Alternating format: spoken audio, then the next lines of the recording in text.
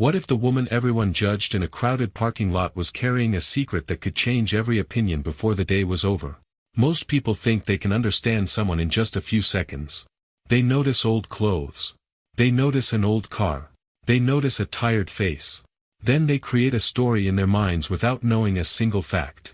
That was exactly what happened on a warm Friday afternoon outside a busy shopping center. The parking lot was full.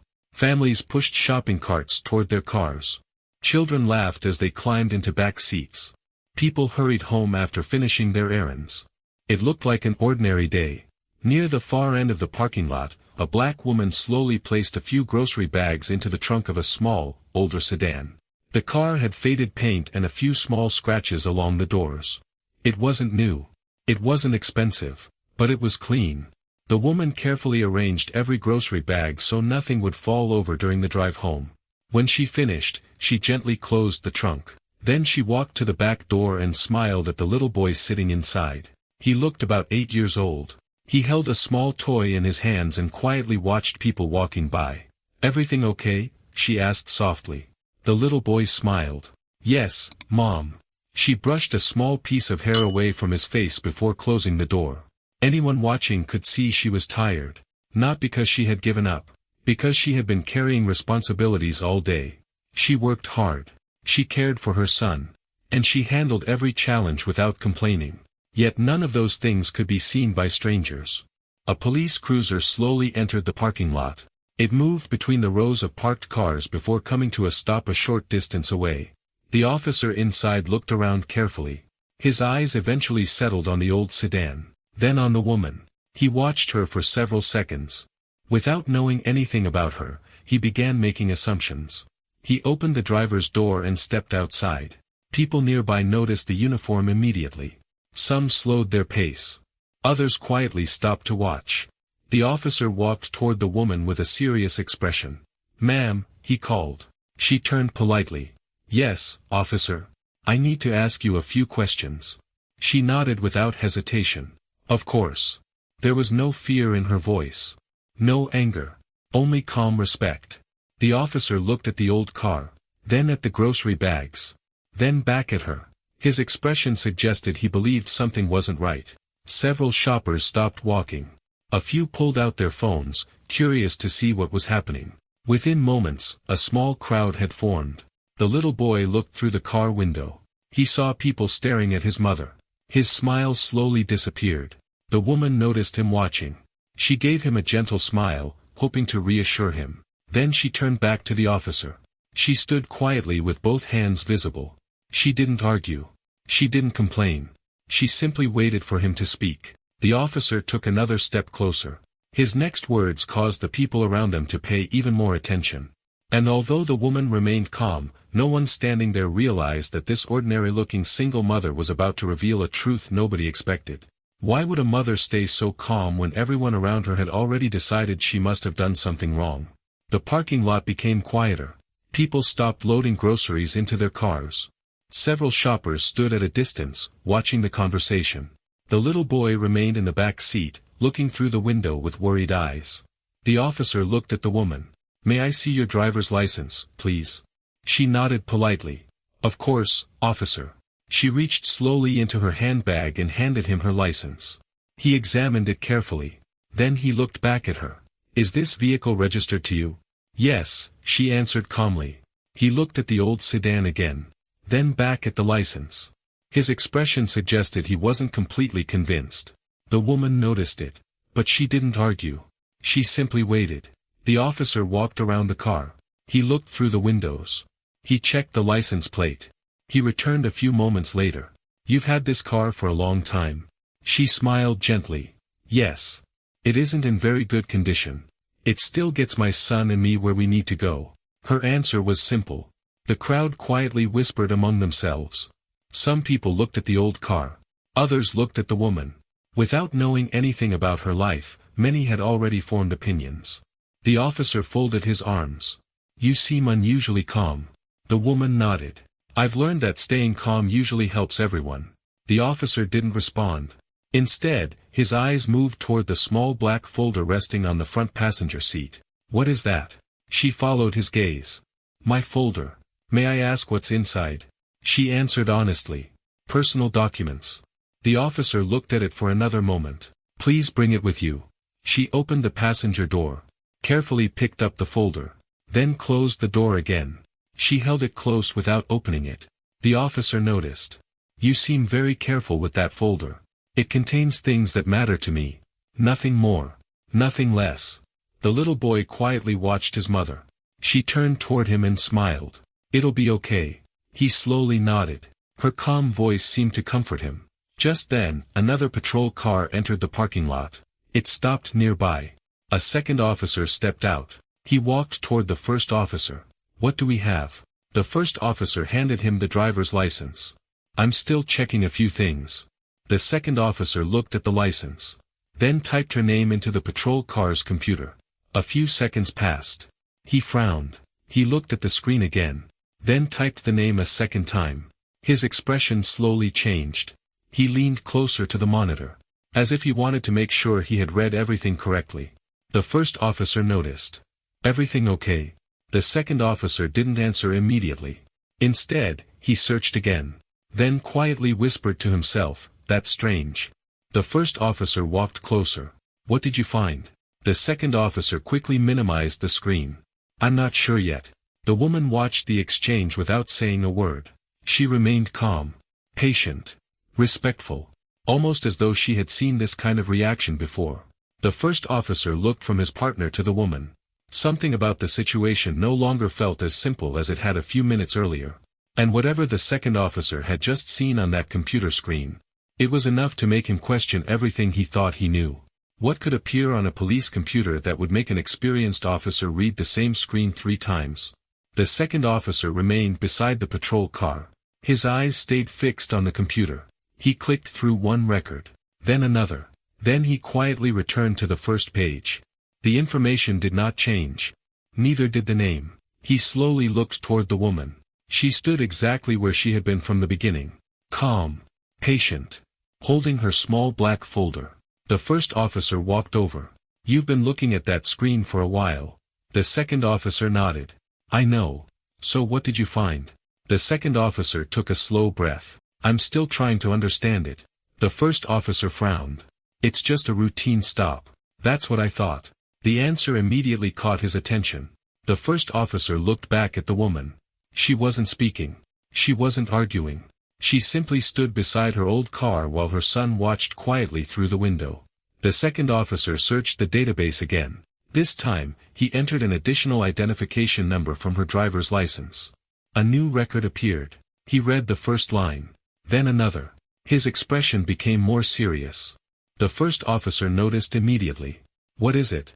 The second officer looked around before answering. I think we should verify this. Verify what? The information connected to her name. The first officer looked surprised. Why? I don't want to make assumptions. Those words hung in the air. The first officer had already made several assumptions. But now his own partner was asking him to slow down. Nearby, people continued watching. Some whispered to each other. Others tried to guess what had happened. A few even believed the woman had done something wrong. None of them knew the truth. The little boy looked worried. He gently tapped on the car window. His mother turned toward him. She smiled warmly, then placed one hand over her heart. It was a simple gesture, but it was enough to reassure him. The second officer picked up his radio. Dispatch, I need to verify an identity. A calm voice answered almost immediately. Go ahead. He carefully provided the information. There was a short pause. Then the dispatcher spoke again. Please stand by. The officer waited. The first officer folded his arms. This is taking longer than expected. The second officer quietly nodded. I know. Almost a full minute passed. Then the radio came to life again. Officer. The dispatcher's voice sounded different now. More serious. We need you to verify the identity one more time. The second officer looked surprised. You want me to repeat it? Yes. He slowly repeated every detail. Another pause followed. Longer this time. The first officer looked confused. What are they doing? The second officer didn't answer. His attention remained on the radio. Finally, the dispatcher returned. This information is being reviewed. The second officer frowned. Reviewed by who? There was another brief silence. Then came the reply. Please remain at your current location. Someone has been notified. The radio went quiet. The second officer slowly lowered it. The first officer stared at him. Someone has been notified. The second officer nodded. I've never heard dispatch say that during a routine stop. For the first time that afternoon, both officers realized this situation was no longer ordinary. And standing quietly beside the old sedan, the woman showed no surprise at all. Almost as if she already knew that someone important would soon arrive. Why did the woman remain completely calm while both officers were becoming more uncertain with every passing minute? The parking lot no longer felt like an ordinary place. More people had stopped to watch. Some stood beside their shopping carts. Others remained near their cars. Nobody wanted to leave before finding out what was happening. The first officer looked toward his partner. You still haven't told me what you found. The second officer shook his head. I don't have enough information yet. But dispatch contacted someone. I know. Who? I don't know. That answer only made the silence heavier. The first officer looked back at the woman. She still held the same small black folder. Her face remained peaceful. She wasn't looking around nervously. She wasn't trying to leave. She wasn't asking questions. She simply stood beside her car while her son quietly watched from the back seat. The officer noticed the boy looking through the window. For a brief moment, his expression softened. Then he returned to the situation. The second officer opened the patrol car computer again. He carefully reviewed every record one more time. Everything matched. The name. The identification number. The address. Nothing appeared incorrect. Yet the system continued asking for another verification. He quietly whispered, "This doesn't happen." The first officer heard him. What doesn't happen? The system almost never asks for this level of confirmation. The first officer frowned. So why now? I wish I knew. The woman calmly looked at both officers. If it helps, she said softly, I'm happy to answer any questions. Her voice was kind. There was no anger in it. No frustration. The first officer looked at her for several seconds. He had expected someone defensive. Someone upset. Instead, she remained respectful. That made the situation even harder to understand. Just then, the second officer's radio sounded again. He answered immediately. This is Officer Hayes. The dispatcher spoke clearly. Officer Hayes, do not conclude the stop yet. He looked surprised. Understood. There is an additional request. What request? Please confirm that the individual is still at the location. Officer Hayes looked toward the woman. She is. The dispatcher paused. Thank you. The individual who requested confirmation is almost there. The radio became silent once more. The first officer stepped closer. Who requested it? Officer Hayes slowly shook his head. They didn't say. The crowd continued whispering. People could tell something unusual was happening. Even those who had arrived only a few minutes earlier sensed that this was no longer a simple police stop. The little boy quietly opened his window just enough to speak. Mom. She turned toward him immediately.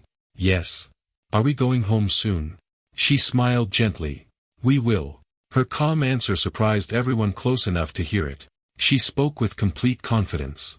As if she already knew how the day would end. A few moments later, a black sedan slowly entered the parking lot.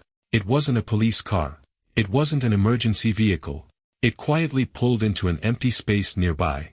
A professionally dressed man stepped out. He carried a slim leather case and looked around only once. Then his eyes settled on the woman. Without speaking to either officer first, he walked directly toward her. And that single decision immediately told everyone watching that the woman they had been judging all afternoon was far more important than anyone had imagined. Why would a well-dressed stranger walk past two police officers just to greet one quiet single mother?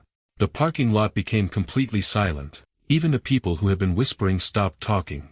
Every eye followed the man as he walked across the pavement. His steps were calm, confident, purposeful. He carried a slim leather case in one hand. Nothing about him suggested panic. Instead, he looked like someone who had arrived exactly where he intended to be. The first officer stepped forward. Sir, may I ask who you are? The man smiled politely. In just a moment, officer. Then he continued walking. He stopped a few feet away from the woman. She looked at him with the same calm expression she had worn all afternoon. Neither of them appeared surprised. The man gave a respectful nod. "Good afternoon, ma'am." She returned the nod. "Good afternoon." The simple greeting confused everyone. The first officer exchanged a quick glance with Officer Hayes. Neither of them understood what was happening. The man then turned toward Officer Hayes. "Has the identity verification been completed?" Officer Hayes answered honestly. "We're still waiting for final confirmation." The man nodded. "I expected that." The first officer frowned. "You expected it?" "Yes." "How?" The visitor smiled politely. "Because I received the same request." That answer raised even more questions. "The same request from who?" the first officer asked. "I'm afraid I can't discuss that until the process is complete." The officer folded his arms. This stop began as a routine matter. The visitor looked at him kindly. "I understand. But I don't believe it will end that way." Those words made several people in the crowd look at one another. The atmosphere had completely changed. Nobody cared about the old car anymore. Nobody cared about the groceries. Everyone wanted to know who this woman really was. The little boy looked out the window. He noticed the visitor smiling at his mother. He looked less worried now. The woman quietly smiled back at her son. Everything about her behavior suggested one thing. She trusted the truth. She never tried to explain herself. She never demanded respect. She simply waited. Officer Hayes' radio suddenly crackled again. He answered immediately. "This is Hayes." The dispatcher's voice sounded calm. "The final confirmation has been sent." Officer Hayes looked down at the patrol car computer. A new notification appeared on the screen. He opened it. His eyes moved across the message. Then he read it again. Slowly. Carefully. His expression changed completely. The first officer stepped closer. "What does it say?" Hayes didn't answer right away. Instead, he looked toward the visitor. The visitor quietly nodded.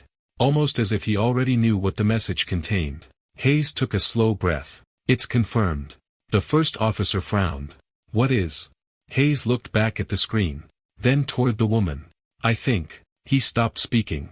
The words refused to come out. The visitor gently reached into his jacket and checked his own phone. It vibrated at that exact moment. He smiled after reading the message. Then he slipped the phone back into his pocket. He turned toward the quiet mother. There was deep respect in his eyes. The crowd held its breath. Both officers watched silently. The little boy looked out the window. Then, in a calm voice that everyone could hear, the visitor prepared to say 3 simple words that would change the entire afternoon forever. What 3 simple words could make 2 police officers question every assumption they had made that afternoon? The parking lot was completely silent. No one spoke. No one moved. Even the traffic in the distance seemed quieter. The visitor slowly stepped closer to the woman. He looked at her with genuine respect. Then, in a calm voice, he said, "It's confirmed, ma'am." Asterisk asterisk 3 simple words. Nothing more. Yet those words changed the feeling of the entire parking lot. The woman gave a small smile. "Thank you," she replied. She did not celebrate. She did not act surprised. She simply nodded, as if she had been expecting those words all along. The first officer looked from the visitor to Officer Hayes. "Confirmed what?" The visitor turned toward him. "The identity verification has been completed." The officer frowned. "And what exactly was verified?" The visitor remained polite. "I'm not able to discuss every detail just yet." The answer frustrated the first officer. "We've been standing here for almost half an hour." "I understand. Then help me understand what's happening." The visitor looked at the woman for a brief moment before speaking again. "Officer, sometimes the first impression is the least accurate part of the story." Those words stayed in everyone's mind. The people watching from nearby looked at one another. Some quietly lowered their phones. Others looked embarrassed for assuming the worst. Officer Hayes closed the computer and walked over. "I've checked everything 3 times." The first officer looked at him. "And? It all matches." "What matches?" "The records." The first officer shook his head. "You're still not answering my question." Hayes lowered his voice. "Because I think someone else should explain." The visitor slowly opened the slim leather case he had been carrying. Inside was a neatly organized file. He carefully removed several official-looking documents. He held them respectfully. Then he looked toward the woman. "May I?" She smiled gently. "Of course." The visitor turned toward the officers. "These documents complete the verification." The first officer accepted the file. He looked at the first page. Then the second. His confident expression slowly disappeared. He turned another page. Then another. Each page seemed to answer one question while creating another. Officer Hayes watched quietly. He already knew what the records contained. The first officer finally looked up. His voice was much softer now. "I wasn't expecting this." The visitor nodded. "Very few people do." The crowd noticed the change immediately. The officer who had sounded so certain earlier was now completely silent. He looked back at the woman. She still held her small black folder. She still stood beside her old car. Nothing about her appearance had changed. Only the way people were looking at her. Respect had quietly replaced judgment. The visitor checked his phone once more. Another message appeared. He smiled after reading it. Then he looked directly at the first officer. "The final report has just arrived." The officer took a slow breath. "What does it say?" The visitor carefully folded the phone and placed it back into his pocket. "It confirms everything." The first officer glanced once more at the documents in his hands. His eyes widened slightly. Because he had just discovered that the quiet single mother standing before him was nothing like the person he had imagined. And the truth he was about to read aloud would leave everyone in that parking lot speechless. How could one quiet mother change the way an entire crowd thought without raising her voice even once?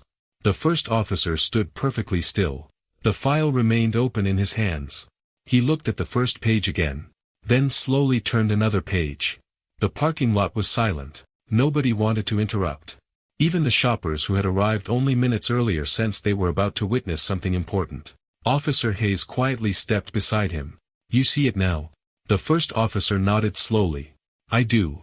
His voice no longer carried the confidence it had earlier. Instead, it carried uncertainty. He looked toward the visitor. "These records have all been verified?" The visitor answered immediately. "Yes." "More than once?" "Yes." "By different offices?" "Yes." Every answer was short, clear, certain. There was no room left for doubt. The first officer lowered the file for a moment. He looked at the woman standing beside her old car. Nothing about her appearance had changed. She still wore the same simple clothes. She still held the same black folder. Her son still waited quietly inside the car. Yet somehow, everyone saw her differently now. The officer spoke carefully. "I judged this situation too quickly." The woman smiled kindly. "We all make quick decisions sometimes." Her answer surprised everyone. No anger. No blame. Only understanding. Several people in the crowd quietly looked down. Some realized they had made the same mistake. They had looked at an old car. A tired mother. Simple clothes. And they had created a story that wasn't true. The visitor finally spoke. "The records show years of service to families in difficult situations." The officer listened closely. The visitor continued. "She has spent much of her life helping parents find housing, supporting children through community programs, and organizing food drives for families who needed help." The crowd became completely silent. A woman standing nearby quietly wiped away a tear. An older man slowly shook his head. "I never would have guessed," he whispered. The first officer looked at the mother again. "You've done all of that?" She answered softly. "I simply helped where I could." No long explanation. No attempt to impress anyone. Just a quiet truth. Officer Hayes smiled respectfully. "That explains why your name kept appearing in different records." The visitor nodded. "Many organizations know her work." The first officer looked embarrassed. "I saw an old car." He paused. "I never thought to see the person." The mother looked at him with kindness. "Sometimes people are carrying responsibilities that others cannot see." The word settled over everyone. The little boy opened the car door and stepped outside. He walked quietly to his mother's side and held her hand. She gently smiled down at him. The crowd watched the simple moment. It spoke louder than any speech. The visitor closed the file. "The official verification is complete." The first officer slowly nodded. For the first time that afternoon, he understood that respect should never depend on appearance. But one important moment still remained. Before the mother left that parking lot, she would share a message so simple, yet so powerful, that everyone who heard it would remember it long after the crowd had disappeared. What could a single mother possibly say that would stay in people's hearts long after the parking lot was empty? The afternoon sun was beginning to fall lower in the sky. The crowd had stopped whispering. Nobody seemed interested in recording the moment anymore. Instead, they simply listened.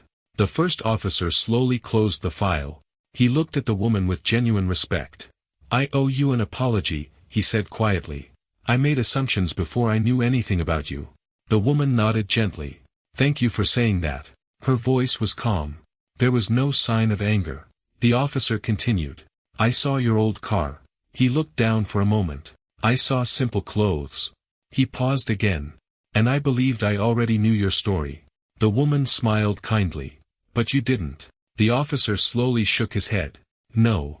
Officer Hayes stood nearby without speaking. He knew there was nothing else that needed to be explained. The truth had already done its work. The visitor carefully placed the documents back inside his leather case. Then he stepped back, allowing the moment to belong to the woman. The little boy gently held his mother's hand. He looked up at her with a proud smile. She squeezed his hand softly. Then she turned toward the people who had gathered around. "I know many of you were curious," she said. "So I'd like to leave you with one thought." The crowd became completely silent. She looked around at the faces watching her. Some looked embarrassed. Others looked thoughtful. A few quietly smiled. She spoke slowly so every word could be heard. "Some people carry expensive bags." She paused. "Others carry heavy responsibilities." Another short pause followed. "The second kind is often harder to see." No one spoke. The message was simple. Yet it touched everyone standing there. The first officer quietly nodded. "I'll remember that." The woman smiled. "I hope we all do." She opened the driver's door. Before getting inside, she looked at the officer one last time. "I never wanted special treatment." She paused. "I only hope to be treated with the same respect every person deserves." The officer lowered his head respectfully. He understood. The crowd understood. And as the woman prepared to drive away with her son, one final lesson remained, one that would give the entire day a meaning no one had expected. What if the greatest lesson that afternoon had nothing to do with police work, but everything to do with the way people see one another? The parking lot remained quiet. No one rushed back to shopping. No one seemed eager to leave. The moment had become bigger than anyone expected. The first officer stepped forward once more. This time, there was no authority in his voice. Only honesty. "I've worn this uniform for many years," he said. "I always believed I could read people quickly. Today, I learned how wrong that can be." The woman listened without interrupting. She appreciated his honesty. "We all learn something new," she replied gently. "The important part is being willing to learn." The officer nodded. "I'll remember this day for a long time." Officer Hayes smiled. "I think all of us will." The visitor quietly closed his leather case. "My work here is finished," he said. Before leaving, he shook the woman's hand with great respect. "Thank you for everything you continue to do for families in our community." She smiled. "I've never done it for recognition." "I know," the visitor answered. "That's exactly why people respect you." Several people in the crowd quietly clapped. It wasn't loud. It wasn't planned. It happened naturally. One person began. Then another. Soon, almost everyone was applauding. Not because of her title. Not because of the documents. But because they had witnessed quiet dignity. The little boy looked around with a bright smile. He gently squeezed his mother's hand. "Mom," he whispered, "I'm proud of you." She looked down at him with warm eyes. "I'm proud of you too." The first officer watched the moment in silence.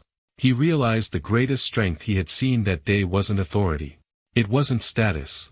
It wasn't recognition. It was kindness. Before getting into her car, the woman looked at the crowd one last time. "I hope today reminds us that every person has a story we cannot see." Her words settled into the quiet afternoon. No one argued. No one looked away. Because deep inside, everyone knew she was right. But before the day came to an end, she would leave them with one final thought that would stay with them long after they had forgotten the details of the traffic stop. The woman opened the driver's door and helped her son settle comfortably into his seat. Before getting inside herself, she looked around the parking lot one final time. The crowd that had gathered only minutes earlier was no longer filled with curiosity. Instead, there was quiet reflection. People who had rushed to judge her now understood how little they had actually known. The first officer stepped forward one last time. "I want to thank you," he said sincerely. "Not because of who you are, but because you reminded me of something I should never have forgotten." The woman smiled gently. And what was that? The officer took a slow breath. Every person deserves respect before they've earned our admiration. She nodded. I couldn't have said it better. Officer Hayes smiled quietly.